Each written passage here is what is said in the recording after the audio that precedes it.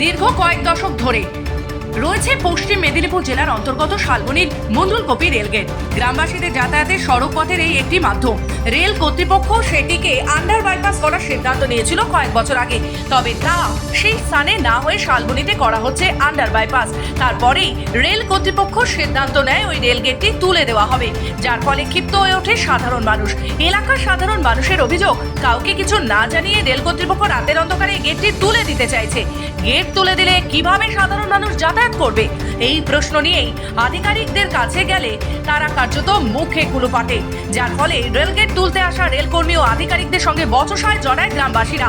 তারা খোল করতাল সহযোগে রেল আধিকারিকদের কাছে গেটের সামনে বিক্ষোভ দেখায়। দফায় দফায় চলে বিক্ষোভ, তবে দূরপাল্লার ট্রেনকে তারা ছেড়ে দিচ্ছে যাত্রী জনসাধারণের কথা মাথায় রেখে। তাদের দাবি হলো রেলগেট রাখতে হবে, নতুবা আন্ডার বাইপাস তৈরি করতে হবে, না হলে এলাকার মানুষ যাতায়াত করতে পারবে না।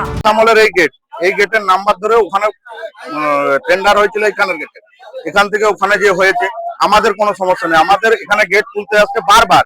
এটা 2012 সালের পর অন্তত মিনিমাম ওদের হয়ে গেল 20 বার আসা হয়ে গেল। রাত্রের অন্ধকারে এখানে এসে 3টার পর রাত্র অন্ধকারে এসে এখানে গেট তোলা চেষ্টা হয়েছিল।